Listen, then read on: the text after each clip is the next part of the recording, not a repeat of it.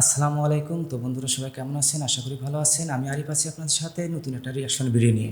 Kim Jong উনের যে ট্রেনটা আছে সেই ট্রেনটা কি দিয়ে তৈরি এবং এখানে কেউ চাইলেই কোনো কিছু করতে পারবে না। তো আজকের এই ভিডিওতে আমরা দেখব যে কিম জং উনের যে ট্রেনটা সে ব্যক্তিগতভাবে ব্যবহার করে। তো এই ট্রেনের ভিতরে কি আছে? পুরো ভিডিওটা দেখলে আপনারা বুঝতে পারবেন যে আসলে কিম জং উনের যে ট্রেনটা ব্যক্তিগত ট্রেন আছে সেই ট্রেনটা কতটা নিরাপদ। তো বন্ধুরা চলুন ভিডিওটা শুরু করা যাক।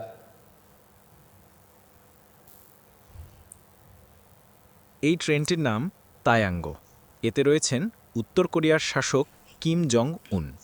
তিনি খুব কমই তার দেশ ছেড়ে বাইরে যান, তবে যখনই যান তখন তিনি একটি বিশেষ রেলগাড়িতে ভ্রমণ করেন, যেটিকে বলা হয় চলন্ত দুর্গ। চলন্ত এই দুর্গ মুহূর্তে মানে তিনি কি রাজধানী এখানে যত বড় বিপদ আসুক না কেন এখানে কেউ চাইলেই আক্রমণ করতে পারবে না। সে নিরাপত্তার জন্যই এই ট্রেনটা ব্যক্তিগত হিসাবে তৈরি করছে আর কি। পিয়ংইয়াং ছেড়েছেন। গন্তব্য রাশিয়ার ভস্তচনী কসমোড্রোম, যেখানে তিনি ভ্লাদিমির পুতিনের সঙ্গে সাক্ষাৎ করবেন। এই যাত্রা সম্পন্ন করতে তাকে প্রায় ২ দিন এবং ১,০০০ কিমিরও বেশি পথ অতিক্রম করতে হবে। পুরো হুম। পথেই রয়েছে বিপদের সম্ভাবনা, কারণ কিম জং উনের অনেক শত্রু রয়েছে। তাহলে তায়াঙ্গো কিভাবে তাকে নিরাপদে রাখে? এই ট্রেনের সঙ্গে আরও দুটো অতিরিক্ত ট্রেন থাকে। একটি সামনের দিকে চলে, রেল লাইনে বিস্ফোরক বা উৎপেতে থাকা হামলার সম্ভাবনা পরীক্ষা করতে। অপরটি পেছনে থাকে, মানে কি ওর যাতে রয়েছে ট্রেনের মধ্যে সশস্ত্র। বডিগার্ড হিসাবে আর দুইটা ট্রেন থাকে, একটা সামনে থাকে একটা পেছনে থাকে। সামনে যে ট্রেনটা থাকে কোনো যদি বিপদ আপদ থাকে বা কোনো বিস্ফোরক কিছু থাকে তাহলে সে আগে থেকেই বুঝতে পারবে। নিরাপত্তারক্ষী প্রয়োজনে সুপ্রিম লিডারকে রক্ষা করতে। একটি হেলিকপ্টার পুরো পথ জুড়ে এখানে আবার আকাশ থেকে হেলিকপ্টার আছে নজরদারি যে করে। আকাশ থেকে পুরোটাই নজরদারি করে যেন কোনো কারণে কিম জং উনের বিপদ যেন না হয়। কতটা নিরাপদ দেশে বিভিন্ন দেশে ভ্রমণ করে। কিম জং উন যখন উত্তর কোরিয়ার ভূখণ্ডে থাকেন, তখন কার্গো প্লেনগুলি তার যাত্রাপথে অবস্থিত নিকটবর্তী বিমানবন্দরে অতিরিক্ত নিরাপত্তা কর্মীদের মোতায়েন করে। তায়াঙ্গো ট্রেনটি কেমন? এই ট্রেনের জানালাগুলো বুলেট প্রুফ, দেয়াল ও নিচের অংশ বিস্ফোরণ প্রতিরোধী। এতে একাধিক কামরা রয়েছে যেখানে ভারী অস্ত্র রাখা আছে।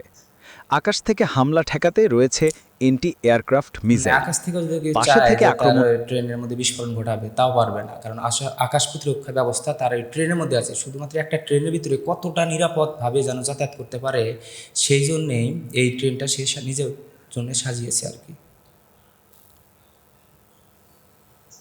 হলে তা প্রতিহত করতে রয়েছে এন্টি ট্যাঙ্ক মিসাইল ও ২টি মেশিন গান। যদি সব প্রতিরক্ষা ব্যর্থ হয়, তবে ট্রেনে একটি হেলিকপ্টার রাখা আছে দেখেন যাতে সে কিম পালিয়ে হেলিকপ্টারও যেতে পারেন। রাখছে, যদি কোনো কারণে বিপদ হয়ে যায় সে কি করবে, নিজের হেলিকপ্টার দিয়ে যে কোনো জায়গায় সে পালিয়ে যেতে পারবে।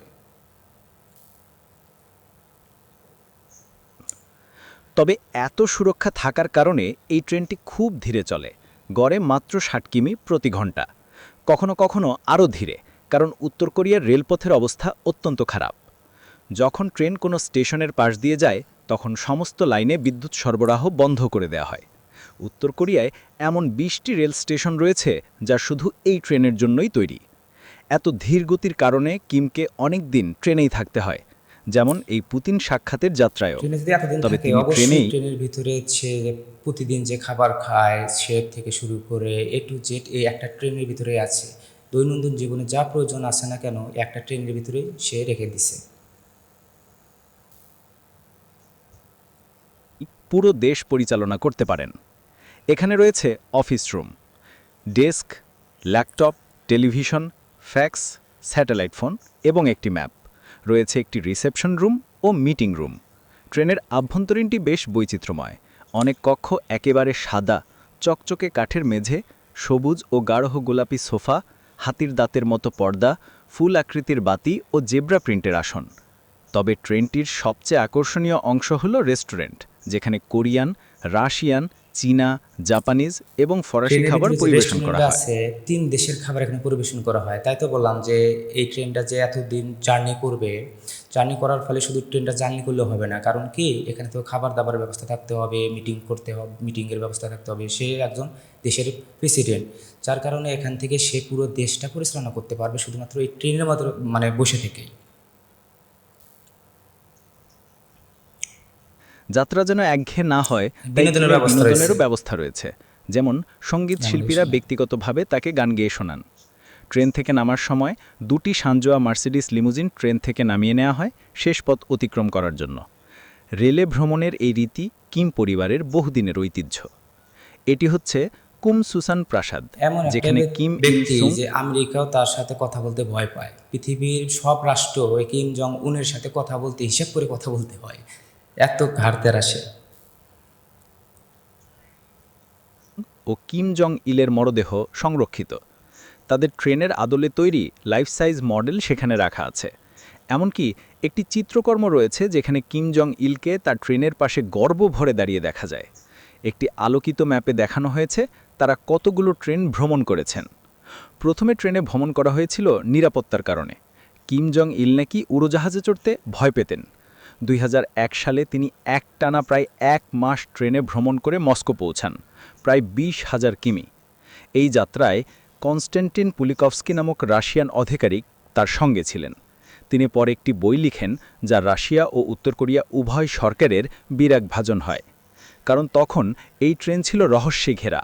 কখন ট্রেন কোথায় যাবে কেউ জানত না। যে জায়গায় যাক না 2000 কেন, সে কোথায় গন্তব্যে যাবে বা কোথায় যাবে কি না কেউ জানতে পারতো না, শুধুমাত্র কিম জং উনই জানতে পারতো। এবং কিছু কিছু যে বিশ্বস্ত যে সেনাবাহিনী আছে তারাই শুধু জানতে পারতো যে কিম জং উন এই ট্রেনে ভ্রমণ কোথায় যাবে। 4 সালে কিমের ট্রেন যখন চীন দেশের সীমান্তের কাছে ইয়ংজেন স্টেশন পেরিয়ে যায়, কয়েক ঘন্টার মধ্যে সেখানে একটি বিশাল বিস্ফোরণ ঘটে। এতে প্রায় 160 জন নিহত ও 1300 জন আহত হন। ধারণা করা হয় এটি একটি হত্যা প্রচেষ্টা ছিল। এরপর থেকে নিরাপত্তা আরও বাড়ানো হয়। 2009 সালে কিমের ট্রেন রাশিয়ার প্রেসিডেন্ট মেদভেদেবের সঙ্গে সাক্ষাৎ করতে গেলে সাংবাদিকদের ছবি তোলা বন্ধ করে দেওয়া হয়। এমনকি সাইবেরিয়ার গ্রামবাসীদেরও ঘরে থাকতে বলা হয়েছিল যেন ট্রেন না দেখতে পায়। আজকের স্মার্টফোন যুগে এসব গোপন রাখা যায় না। এখন গোপন কিছুটা রাখা যায় না, ঠিক আছে, ইচ্ছাকৃতভাবেই কিন্তু কিম জং উনের দেশের মধ্যে সাংবাদিক যদি কোনো কারণে তার ব্যক্তিগত কোনো হস্তক্ষেপ করে, কিন্তু সে কোনোভাবেই এটা মেনে নেয় না এবং কি করে, সে সাংবাদিকদের ঢুকতে নিষেধ করে, যেন তার গোপন কিছু কথাবার্তা হোক বা গোপন মিটিং সে কোনোভাবেই বাংলাদেশ মানে তাদের মানে দেশে ফ্লাশ করতে দেয় না।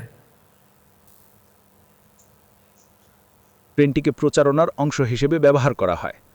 তায়াঙ্গো মানে সূর্য। এটি কিম পরিবারের শক্তির প্রতীক হয়ে উঠেছে। কিম জং উন এই ট্রেনে ভ্রমণ করে সাধারণ মানুষের কাছে নিজেকে নম্র এবং ঘনিষ্ঠ হিসেবে উপস্থাপন করতে চান, যুক্তরাষ্ট্রের প্রেসিডেন্টের বিলাসবহুল জেট বিমানের ঠিক বিপরীতে। আজকের বিশ্বের রেল দূতনীতি একটি নতুন ধারায় এসেছে, যেমন ইউক্রেনে হামলার পর পশ্চিমা নেতারা কিয়েভ সফর করছেন ট্রেনে। একে বলা হচ্ছে আয়রন ডিপ্লোমেসি। কিন্তু উত্তর কোরিয়ার ক্ষেত্রে এই ট্রেন কিম পরিবারের বিচ্ছিন্নতারও প্রতীক, কারণ তারা বিশ্বের খুব কম দেশেই পা রাখেন। অবশেষে কিমের ট্রেন ফিকোসমোড্রোমে পৌঁছায়। পুতিন তাকে দীর্ঘ ও অস্বস্তিকর হ্যান্ডশেকে স্বাগত জানান। তারপর একটি স্পেসপোর্ট কিমের যে বিমান চুল স্টাইল, যে চুল কাটিং করে, মানে তার দেশের মধ্যে দ্বিতীয় ব্যক্তি এই চুলটা কাটতে পারবে না, এতটা কড়া আইন এই কিম জং উনের দেশে। কারখানা প্রশান্ত মহাসাগরীয় নৌবহর ঘুরে দেখান। এরপর ভদকা, ব্যালে পারফরমেন্স ও ওয়ালরাজ শো হয়। তবে এই সফরের কারণ গুরুতর। রাশিয়া ইউক্রেন যুদ্ধে গোলাবারুদ ও মিত্র হারাচ্ছে, আর উত্তর কোরিয়ার প্রচুর মজুদ আছে এবং তারা সরবরাহ করতেও দ্বিধানি নেই। বদলে তারা রাশিয়ার কাছে স্যাটেলাইট ও মিসাইল টেকনোলজি চাইছে। অফিসিয়াল কিছু জানানো হয়নি, কিন্তু যুক্তরাষ্ট্র বলছে উত্তর কোরিয়া ইতোমধ্যেই 1000-এরও বেশি সামরিক সরঞ্জামের কন্টেইনার রাশিয়ায় পাঠিয়েছে। এই দুই দেশেরই আন্তর্জাতিক মিত্র সংখ্যা খুবই কম। তায়াঙ্গো একদিকে শক্তির প্রতীক হলেও অন্যদিকে উত্তর কোরিয়ার বিচ্ছিন্নতা ও নির্ভরতার কাহিনীও প্রকাশ করে। ভ্লাদিমির পুতিন কিমের আমন্ত্রণ গ্রহণ করেছেন। তিনি উত্তর কোরিয়া সফর করবেন এবং হয়তো এবার তিনি নিজের কিম জং উন এতটাই কড়াইন করে, সে কারো দাঁড়িয়ে দাঁড়ায় না। আমেরিকা পৃথিবীর সব রাষ্ট্র চালায়, তারপরেও কিম জং উনের কাছে পাত্তাই পায় না। কিম জং উনের কাছে সে কথা বলতেও যে কোনো দেশের রাষ্ট্রপতি খুব ভয় পায়। তো বন্ধুরা, এই ছিল আজকের ভিডিওতে দেখলাম যে কিম জং উনের যে ব্যক্তিগত যে ট্রেন, তাই কীভাবে নিরাপদ দিয়ে তৈরি করা। তো বন্ধুরা, এই ছিল আজকের যদি ভিডিওটা ভালো লেগে থাকে অবশ্যই ভিডিওতে একটা লাইক দেবেন, আর এরকম নতুন নতুন ভিডিও পেতে অবশ্যই চ্যানেলটি সাবস্ক্রাইব করবেন। তো আজকের মতো আমি এখানে বিদায় নিচ্ছি। সবাই ভালো থাকবেন, সুস্থ থাকবেন। আল্লাহ হাফেজ।